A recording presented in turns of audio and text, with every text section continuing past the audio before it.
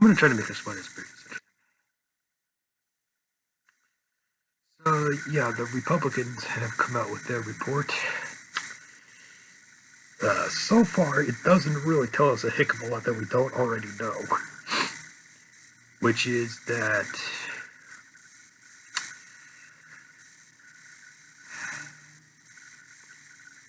well, on their end, they're saying that there was no evidence of any kind of collusion. Well, none had been brought forward that was actually somewhat credible. I found a couple of articles on Axios about this, actually. I'll put them also in the description, actually. They're on my Facebook page. Anyway, that's not exactly the point of this, but until we have a full determination and we hear what the Senate has to say, I'm going to hold off on drawing any kind of conclusions at this. But so far, the Republican report, from what's been said about it, it's not telling us anything new. What it has been telling us, more or less, is that so far, a lot of the evidence that's been shown as Trump colluding with the Russians, or the Trump campaign colluding with the Russians, has been largely debunked from more times than not. So that's one thing. The other thing also we got to bear in mind is that what it also says as well is that a lot of the blame does go back to President Obama in this instance. And while true, it's not exactly the full story.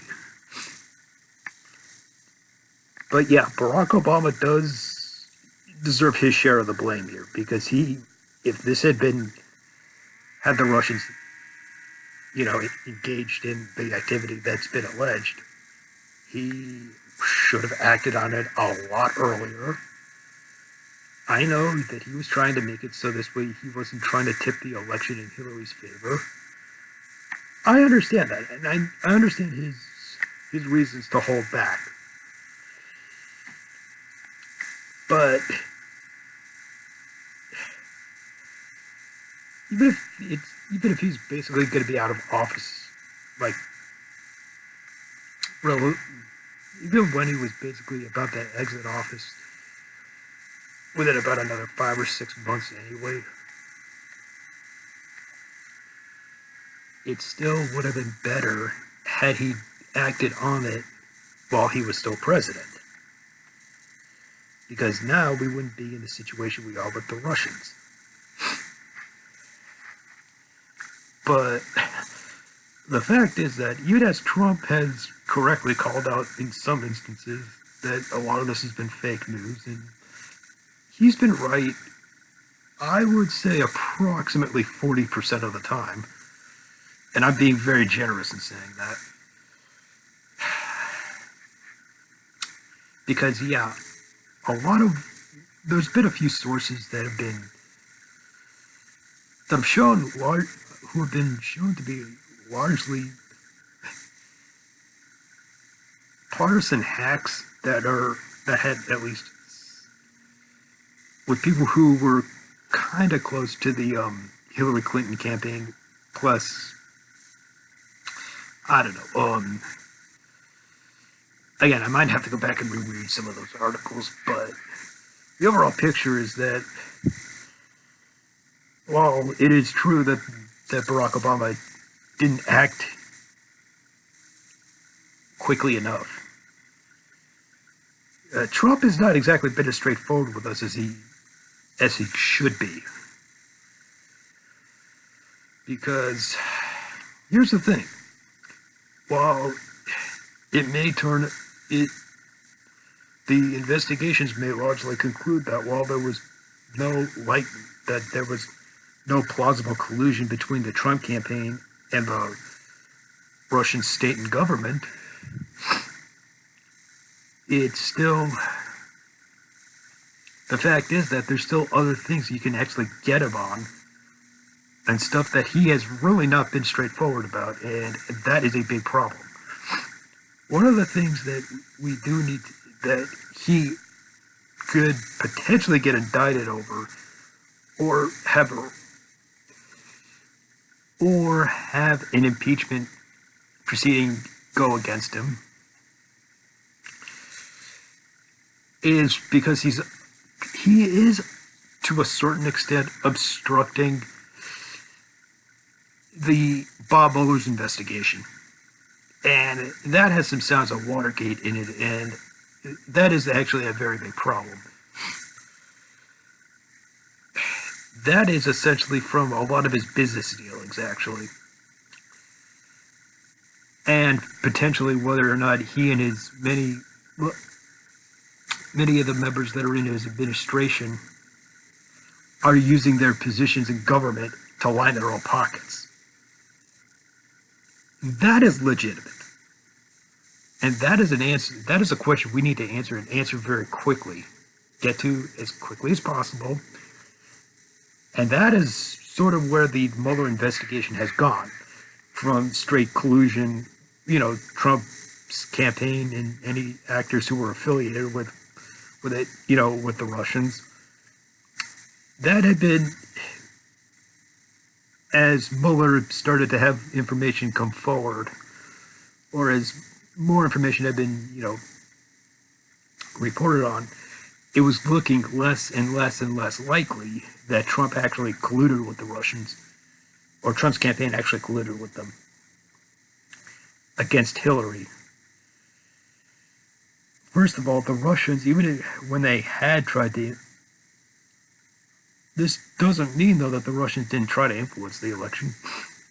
But my answer to that is, okay, what country hasn't? Because there's a lot of countries that try to influence our elections.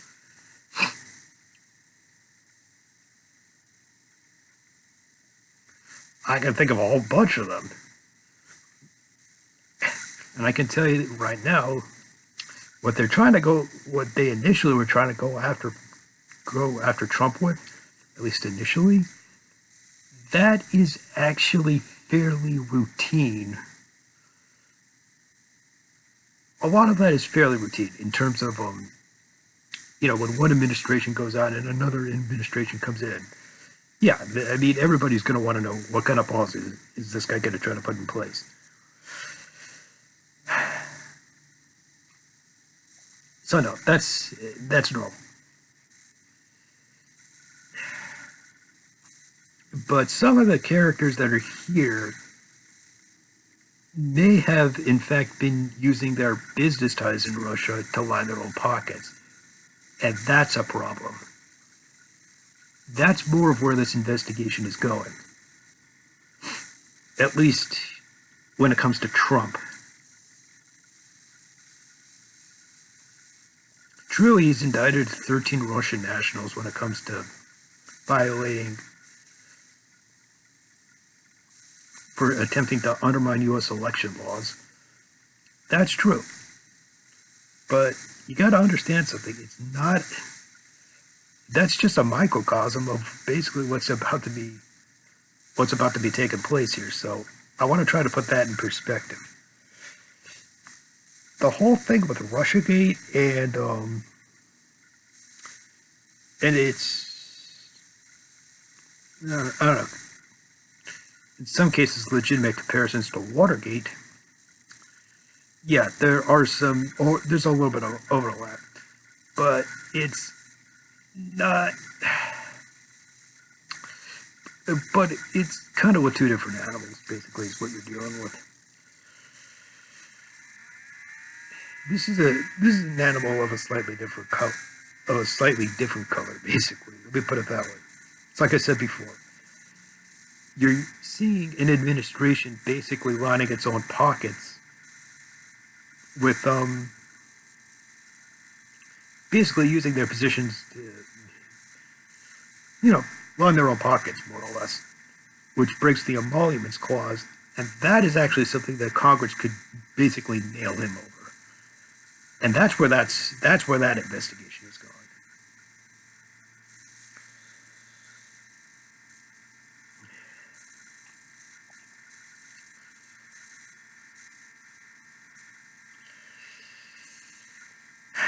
So, anyway, yeah, I'll try to kill it here. So yeah, the articles will be in the description, and if you also like these videos, subscribe for more, and thanks for watching. I'm JD Youssef, 1987, and I'm out of here.